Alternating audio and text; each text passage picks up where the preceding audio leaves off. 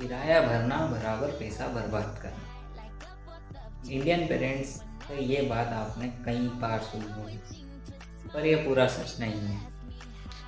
चलिए आज देखते हैं कि दोनों साइड्स में किस तरीके से डिफरेंशिएशन किया जाता है। एक फर्स्ट केस मान लेते हैं, एक लड़का है, उसने 20 साल की उम्र में एक होम लोन ले लिया। उसके फ्लैट की वैल्यू मान लीजिए 60 लाख थी, उसने 10 लाख एडवांस दिया और 50 लाख का लोन करवा लिया। राउंड फिगर 20 साल बाद उसने लगभग 93 लाख के आसपास पेमेंट कर दिया इंटरेस्ट सहित, टोटल 20 साल बाद। और उसके फ्लैट का वैल्यू मान लीजिए बढ़ के 1.5 करोड़ के आसपास हो गया। ओवरऑल उसने उसी सिटी में रहने के लिए ये सब किया। उसके अलावा एक दूसरा केस मान लेते, कोई दूसरा लड़का है, उसने सोचा कि मैं सेम सिटी में रहता हूँ पर रेंट भर रहूँगा।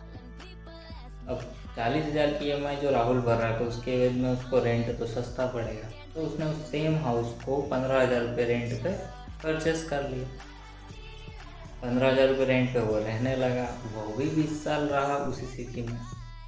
पर उसने जो बचे हुए 25,000 थे, 40,000 की EMI राहुल भर रहा था, उसके एवज में उसके पास 25,000 बच रहे थे। उसने 25,000 को इन्वेस्ट कर दिया कहीं भी सेफ इन्वेस्टमेंट में, मान लीजिए म्यूचुअल फंड वगैरह में, जहाँ भी उसका एवरेज रिटर्न 12% मान लेते अभी के। अब जो दूसरा लड़का था, उसने 20 साल बाद उसके हाथ में 2.5 करोड़ रुपए है, राहुल के पास 1.5 करोड़ का सिर्फ फ्लैट था, प्लस दूसरे लड़के के पास एक ऑप्शन अभी भी अवेलेबल है। चाहे तो वो उसी सिटी में रह सकता है, चाहे तो वो उस सिटी से बाहर भी कहीं भी परचेज करके अपना घर बसा सकता है। तो रेंट पे रहना कोई प्रॉब्लम वाली बात नहीं है, बस ये देखने का नज़रिया है। अगर आपको आपकी एक सिटी में ही रहना है, आपने तय कर लिया है, तब होम लोन लेना ठीक है, आप लीजिए और उसको इन्वेस्टमेंट कीजिए या ना कीजिए, वो अलग बात। पर अगर आपको लगता है कि मैं इस सिटी में मेरी जॉब में ट्रांसफ़र्स वगैरह हो सकते हैं या कुछ भी और भी दूसरी चीज़ें हो सकती है, तो आपको प्रेफर करना चाहिए कि आप रेंट पे रहे और पैसे को इन्वेस्ट करें।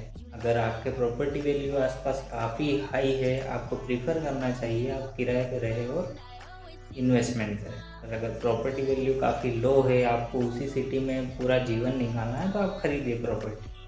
रीसेल करना एक ऑप्शन हो सकता है, but resale is not a quick thing, you understand that, so please